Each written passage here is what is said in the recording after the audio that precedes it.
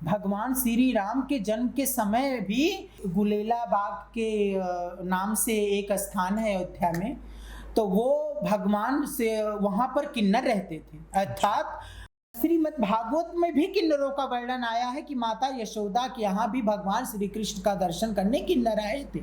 माता आदि शक्ति भगवती महाकाली के भक्त हैं, लेकिन वो माता काली के भक्ति करते करते उनके पुरुषत्व में स्त्री तत्व आ गया था, अर्थात सखी स्वरूप उनका हो गया था।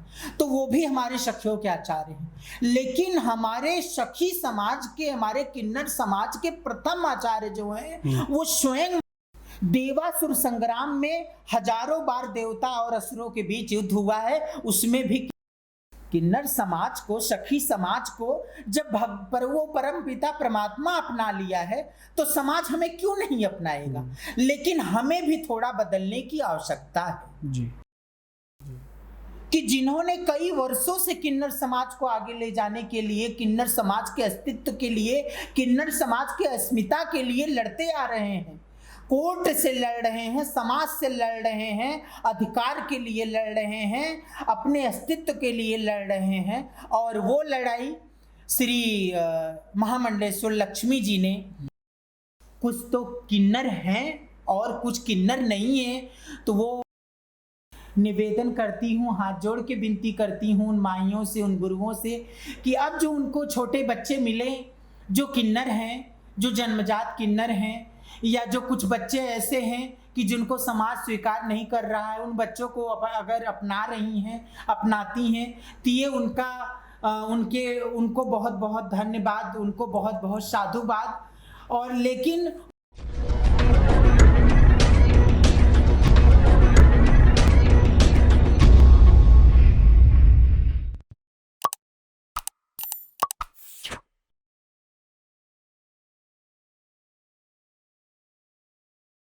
जय हिंद, वंदे मातरम। एक्सपोज टाइम्स में आपका स्वागत है। मैं हूं मोनेश श्रीवास्तव। आज हम एक ऐसी हस्ती, एक ऐसी शख्सियत से बात करेंगे जो हमारे समाज का एक अहम हिस्सा होने के बाद भी वो हमारे समाज से दूर रहते हैं या कटे कटे रहते हैं। ये हैं किन्नर, या जिन्हें हम अंग्रेज़ी में थर्ड जेंडर कहते हैं। तो आइए बात करते हैं श्याम प्रिया जी से। अच्छा, आपने श्याम प्रिया जी एक चीज़ बोली कि कुछ शब्द हैं जो आप लोगों के साथ जुड़ जाते हैं। हाँ। जैसे हिंजड़ा, या जो आपने एक और शब्द यूज़ किया, वो कहीं ना कहीं हमें या हमारे समाज को, या जो सभ्य समाज है, हाँ, उसे गाली की तरह प्रतीत होता है। हाँ, वो हमारे वो गाली ही है, प्रतीत नहीं होता है, वो गाली ही है। तो वो हमारे इस समाज में कैसे आया, और जो आपने शास्त्रों का अध्ययन किया है, जो आपने इतिहास के बारे में भी आप जानती हैं, बताती हैं, वहाँ से आप क्या पाती हैं कि हमारे जो ये समाज है, इतिहास में किन्नरों का बहुत अच्छा अस्तित्व था जी। इतिहास के मतलब में मेरा प्राचीन समय से, और जब जब भारत में आगमन आते गए, उससे उस पूरे क्रम में क्या क्या बदलाव आए। देखिए, बदलाव तो बहुत प्रकार के आए हैं, सारे बदलाव का वर्णन तो मैं नहीं कर सकती हूँ, लेकिन जो किन्नर समाज का था जी। एक समय था कि राजाओं महाराजाओं के यहाँ किन्नर पद प्रतिष्ठित होते थे जी। उनको पद दिया जाता था, कुठारी का पद दे दिया जाता था, भंडारी का पद दे दिया जाता था। और कुछ किन्नर उस समय किन्नर को संत महात्मा की दृष्टि से देखा, कुछ किन्नर को जो भक्ति करते थे, जो संन्यास वैराग्य जीवन जीते थे, जो तपस्या करते थे, तो उनको संत महात्मा की दृष्टि से देखा जाता था, उनको भक्त की दृष्टि से देखा जाता था। और राजा महाराजाओं के यहाँ उनको पद और प्रतिष्ठा दोनों मिलती थी जी। उनको नाचने गाने का पुरस्कार मिलता था, और उनका नाचना गाना बहुत शुभ माना जाता था। वो किसी के सुख में पहुंच जाते थे तो लोग समझते थे कि मेरा सुख संपूर्ण हो गया और मेरे सुख को अमृत प्राप्त हो गया। जिस विवाह में पहुंच जाते थे तो लगता था कि मेरी बहू अखंड सौभाग्यवती रहेगी, मेरे पुत्र की आयु बढ़ गई। जिस बेटी के ब्याह में पहुंच जाते थे तो लोगों को लगता था कि मेरी बेटी अखंड सौभाग्यवती रहेगी, मेरे दामाद की आयु बढ़ गई। और मेरी बेटी का जीवन सुखी रहेगा, मेरी बहू का जीवन सुखी रहेगा। किसी के बच्चे होने पर वो पहुंच जाते थे तो उनको लगता था कि लोग सुखद अनुभूति करते थे कि इनके आने से बहुत शुभ होता है, हमारे बच्चे का जीवन बहुत विलक्षण होगा, और विलक्षण होता था। भगवान श्री राम के जन्म के समय भी आज भी गुलेला बाग के नाम से एक स्थान है अयोध्या में, तो वो भगवान से वहाँ पर किन्नर रहते थे, अर्थात भगवान राम के वंशज के समय भी किन्नर अयोध्या में रहते थे जी। आप ये विचार कर सकते हैं। और भगवान राम की बधाई लेने भी किन्नर आए थे, बधाई देने आए थे। हम केवल बधाई लेने नहीं किन्नर समाज बधाई लेने नहीं जाता, बधाई देने भी जाता है जी, जी। बधाई देने जाता है कि तुम्हें पुत्र हुआ है, चिरंजीवी भव, आयुष्मान भव, दीर्घायु भव, यशस्वी भव, कीर्तिमान भव, आशीष देने जाते हैं, उनके लंबी आयु की दुआ करते हैं, उनके जीवन के सारे दुखों को अपने में समेट लेते हैं, अपने जीवन के सुखों को उनको आशीर्वाद के रूप में देते हैं। तो उस दृष्टिकोण से देखा जाता था। मुगल साम्राज्य में दास दासियों के रूप में उनको रखा जाता था, खास करके महारानियों की सुरक्षा में किन्नरों को ही रखा जाता था, क्योंकि राजाओं को किन्नरों से ये डर नहीं होती थी कि हमारी रानी की अस्मिता पर कोई आंच आएगी, तो वो खास करके, और किन्नर अंतःकरण से बहुत ईमानदार होते थे, ट्रेजरी से बहुत दूर होते थे, और आज भी दूर हैं जी। आप थाने में चले जाइए, किन्नर के बीच की लड़ाई तो आपको थाने में दर्ज हुई मिल जाएगी, आज मिल रही है। अब पद और प्रतिष्ठा को लेकर लड़ाई होने लगी है, लेकिन अपराध के मामले में आपको मर्डर हो रहा है, रेप हो रहा है, और चोरी हो रही है, या धोखाधड़ी हो रही है, ये किन्नरों के बारे में आपको कभी सुनने को नहीं मिलेगा। अगर मिल जाएगा तो शायद उस किन्नर का बहुत बड़ा दुर्भाग्य होगा। देखो, किन्नर रेप तो कर सकता नहीं है, लेकिन रही बात चोरी की, किन्नर को चोरी की आवश्यकता ही नहीं है, किन्नर को धोखाधड़ी की आवश्यकता ही नहीं है। और किन्नर की ईमानदारी पर अगर कोई शक करे तो वो भगवान की ईमानदारी पर शक करने के बराबर होगा जी। क्योंकि तुम्हें दर्द होगा, अगर रास्ते में कोई दर्द से कराह रहा है तो वहाँ से अगर कोई स्त्री जा रही होगी, हो सकता वो नज़रअंदाज कर दे, कोई पुरुष जा रहा होगा, हो सकता है वो पचड़े में ना पड़ने की वजह से नज़रअंदाज कर दे। यद्यपि ऐसा होता नहीं, सबके अंदर दया भाव होती है, लेकिन अगर उस रास्ते से कोई किन्नर जा रहा होगा, उसको ना तो थाने से डर लगेगा, ना पुलिस से डर लगेगा, ना केस से डर लगेगा, वो उसको दर्द में नहीं देख सकता है। एक बहुत पहले फिल्म आई थी, मुझे फिल्म का नाम नहीं याद है, लेकिन उस फिल्म में दिखाया गया है कि हिंदू मुसलमान का झगड़ा होने लगा, और उसमें सब हिंदू अपने बच्चों को लेके भाग रहे हैं, मुसलमान अपने बच्चों को लेके भाग रहे हैं, सब अपना धन दौलत लेके भाग रहे हैं, अपना प्राण बचा रहे हैं, एक दूसरे को मार रहे थे, मर रहे थे, मार रहे थे। लेकिन उसमें एक छोटी सी बच्ची थी जिसको मतलब कि ऐसा लगा कि भीड़ आ रही है तो वो बच्ची मर सकती है, दब सकती है, काट देंगे लोग। किन्नर अपने प्राण की बिना चिंता करते हुए उस फिल्म में दर्शाया गया है कि मुझे वो फिल्म बिल्कुल, क्योंकि मुझे बहुत ज़्यादा फिल्म वगैरह में रुचि नहीं है तो मुझे ध्यान नहीं आ रहा कौन सी फिल्म है, लेकिन उसमें ये दर्शाया गया है कि किन्नर अपने प्राण को ना दे, अपने प्राण की चिंता ना करते हुए उस बच्ची को उस भीड़ में, उस दंगे में से बचा लेती है। इसी प्रकार से कोरोना काल में आप देखे होंगे, मैं किसी का विरोध नहीं कर रही हूँ, किसी का प्रशंसा नहीं कर रही हूँ, लेकिन आप देखे होंगे कि हजारों किन्नरों ने अपने जीवन का एकत्र किया हुआ धन ऐसे बांटा है, अनाज के रूप में, कपड़े के रूप में, पैसे के रूप में, दवाओं के रूप में।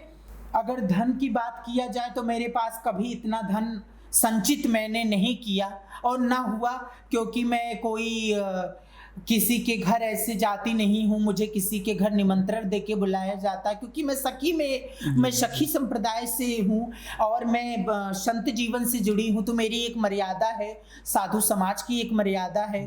तो मुझे जहाँ निमंत्रण देके बुलाया जाता है मैं वहीं जाती हूँ, जहाँ मुझे सम्मान से बुलाया जाता है वहीं जाती हूँ।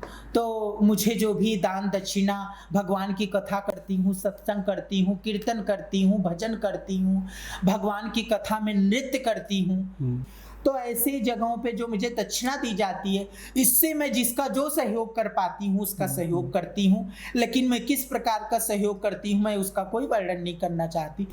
अच्छा, आपने जो बताया कि भगवान राम के समय से आपका वर्णन मिलता है, उसके अलावा क्या शास्त्रों में वर्णित है और किस तरह का व्यवहार रहा है पहले पुराने समय में? शास्त्रों में किन्नरों को देव की भूमिका दी गई है, देव का स्थान दिया गया है। अच्छा, रामचरितमानस उठा लीजिए, उसमें भी किन्नरों का वर्णन आया है जी।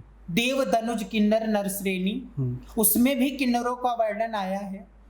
और जिस समय माता सती, भगवान शिव की प्रथम पत्नी माता सती, जिस भगवान शिव ने उनका त्याग किया था और राम जी की परीक्षा लेने गई, उस भूमिका में भी किन्नर का आया है कि भगवान शिव माता सती समझती हैं। और सत्य है कि भगवान शिव एक पत्नी के लिए, एक पत्नी की दृष्टिकोण से उसका पति परमात्मा ही होता है, तो माता सती ने कुछ अन्यथा नहीं सोचा।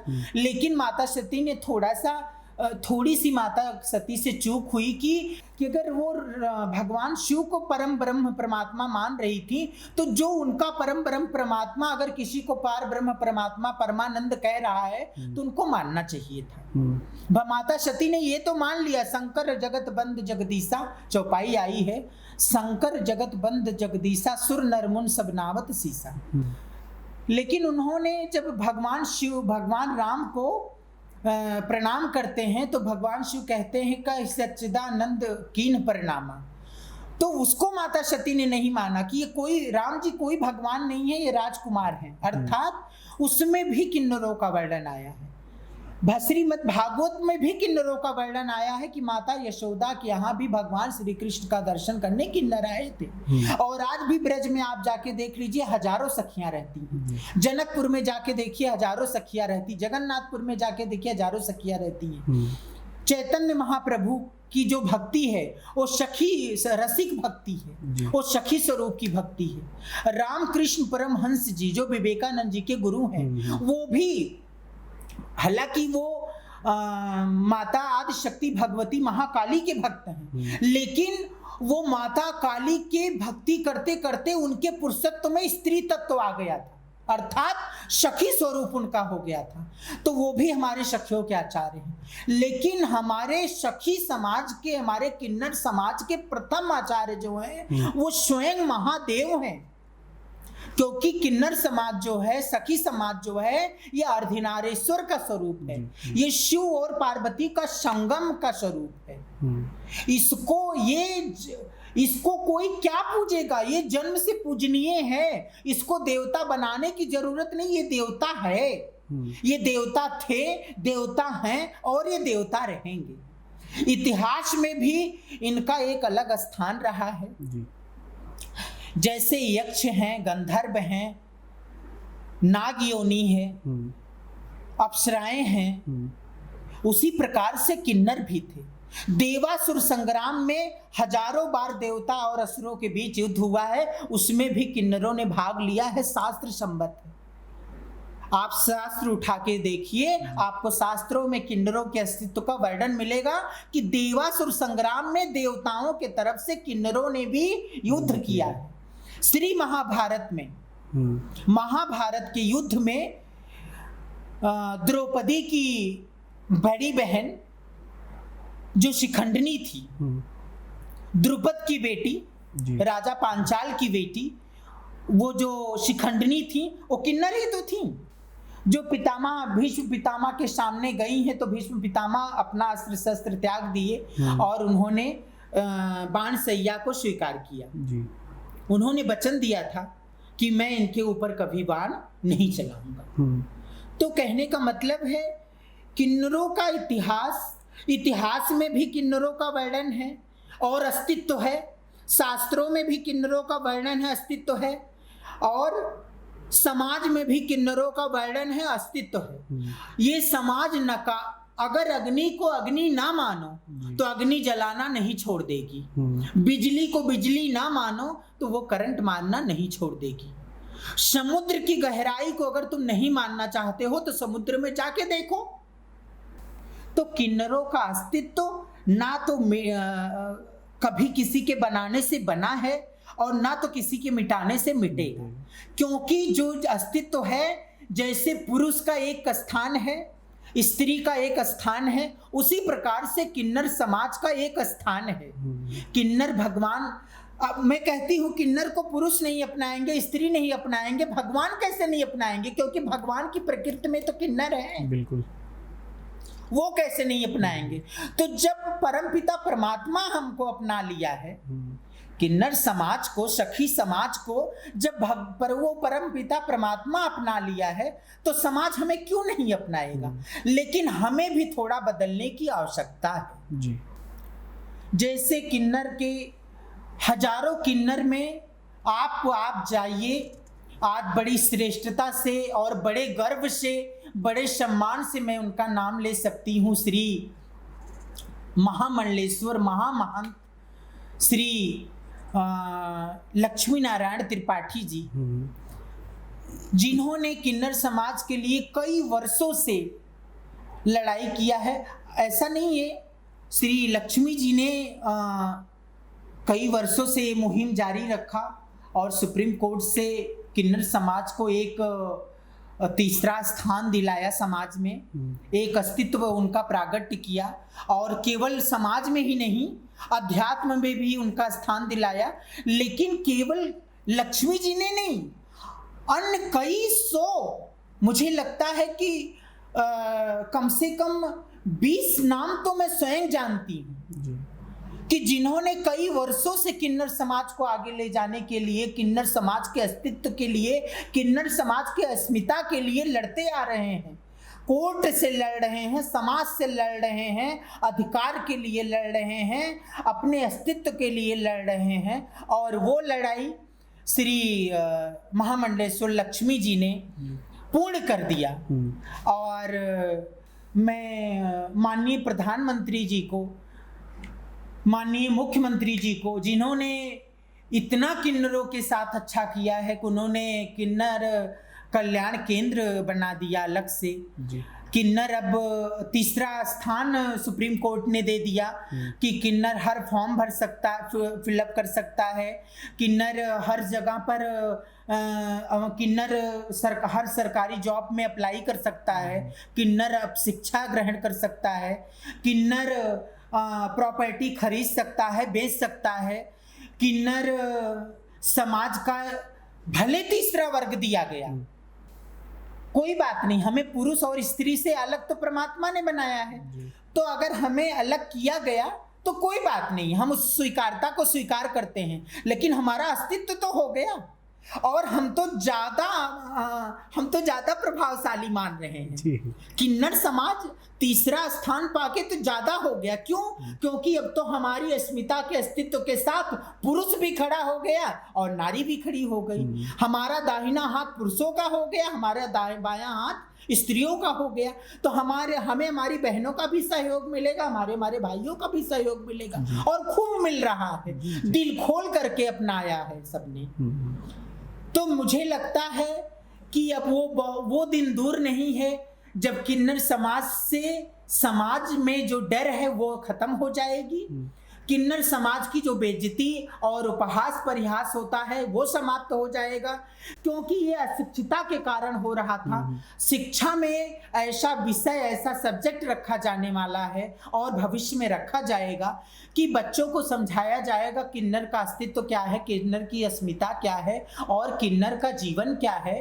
वो बच्चों को समझाया जाएगा तो हमें दिल से स्वीकार करेंगे। किन्नर समाज का, सखी समाज का अंतःकरण से स्वीकारता जब कोर्ट ने दे दी है, जगत ने दे दी है, जग ने दे दी है, जगदीश्वर ने दे दी है, तो मुझे लगता है कि समाज भी उस परमपिता परमात्मा का ईश्वर जीवन से अविनाशी। तो जो ये जीव है वो सारे जीव परमात्मा के अंश हैं। तो वो हमें बहुत 1000 में 800 लोग अपना चुके हैं, 200 लोग बचे हैं, वो भी हमें बहुत जल्दी अपना लेंगे। लेकिन हमें भी बदलने की आवश्यकता है। हमारे समाज में कुछ बहरूपिये घूम रहे हैं, वो जैसे कि कुछ तो किन्नर हैं और कुछ किन्नर नहीं है। तो वो समाज में जा कर के जैसे गंदा प्रदर्शन करना, हम आपके साथ श्राप दे देंगे, हम आपको बदुआ दे देंगे। जो शब्द किन्नर हैं, जो पढ़े लिखे किन्नर हैं, या जो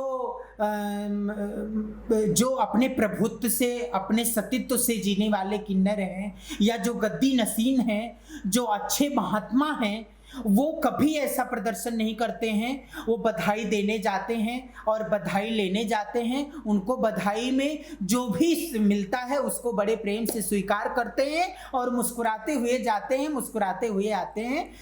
वो उनको ज्ञान की कमी है, जो शायद मैं कह सकती हूँ कहीं कहीं उनकी भूख या उनके समाज की प्रताड़ना उनको गाली देने पर मजबूर कर देती है, उनको बेइज्जती करने पर मजबूर कर देती है। तो समाज जब उनके साथ हिजड़पन पर उतर आता है तो वो भी हिजड़पन उतर आते हैं। मैं देखती हूँ कि हमारे ट्रेन में कुछ बहनें हैं, कुछ भाई हैं जो कि बधाई मांगते हैं। उसमें से कितने ओरिजिनल है, कितने डुप्लीकेट हैं, मैं नहीं जानती। लेकिन अगर वो जीवन जीने का यही सहारा ढूंढ लिए हैं तो चलो कोई बात नहीं है।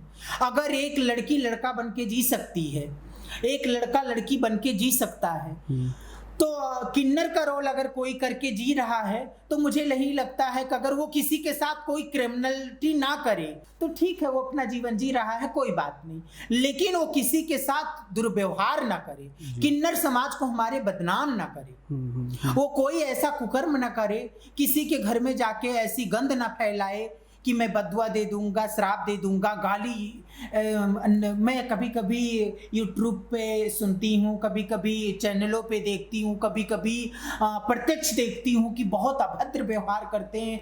तो मुझे बहुत शर्मिंदगी भी होती है और बहुत अफसोस भी होता है कि जो देव पुरुष हैं, देवियाँ हैं, वो उनके नाम पर या उनके बीच रहने वाले एक कैसा व्यवहार कर रहे हैं। तो आप ये देख लीजिए, अगर हमारे पास कोई जॉब नहीं है, अगर हमारे पास कोई शिक्षा नहीं है, कोई दीक्षा नहीं है, कोई प्रॉपर्टी नहीं है, घर नहीं है, या हमारे पास कोई दुकान मकान नहीं है, कोई बिजनेस नहीं है, तो हमारा जीवन, देखिए गुरु शिष्य की हमारी परंपरा है जी।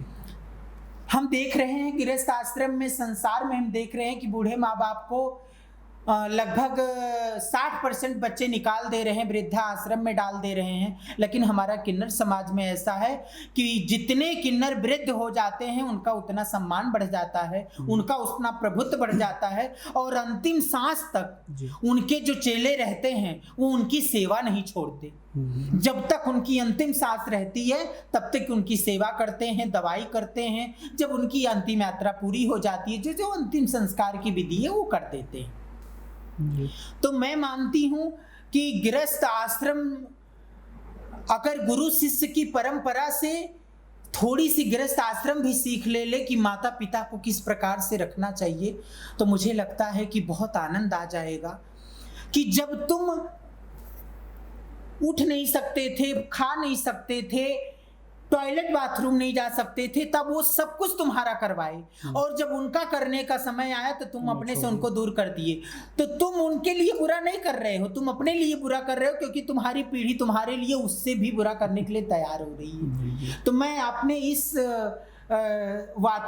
जो वार्ता हो रही इसमें संसार से निवेदन करूंगी कि किन्नर समाज के लिए अच्छी सोच रखे, अच्छा विचार रखे, और उनको अगर वो जॉब के लिए अप्लाई करें तो उनको कंपनियां जॉब दें, और उनको गवर्नमेंट जॉब दे, उनको दुकान मकान बनाने का सहयोग करे।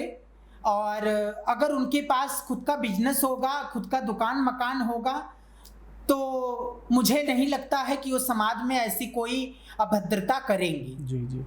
लेकिन रही बात बधाई मांगने की और बधाई देने की, बधाई लेने की, तो ये तो जन्मजात परंपरा है और आज का नहीं, आदिकाल की परंपरा है। ये चलता रहना चाहिए और गुरु शिष्य की परंपरा चलती रहनी चाहिए। लेकिन हाँ, उन किन्नर समाज के गुरुओं से भी, उन माइयों से भी मेरा हाथ जोड़ के आग्रह है। मैं एक सखी संप्रदाय की संत श्याम प्रिया जी अयोध्या से निवेदन करती हूँ, हाथ जोड़ के विनती करती हूँ उन माइयों से, उन गुरुओं से, कि अब जो उनको छोटे बच्चे मिले जो किन्नर हैं, जो जन्मजात किन्नर हैं, या जो कुछ बच्चे ऐसे हैं कि जिनको समाज स्वीकार नहीं कर रहा है, उन बच्चों को अगर अपना रही हैं, अपनाती हैं, तो ये उनको बहुत बहुत धन्यवाद, उनको बहुत बहुत साधुवाद।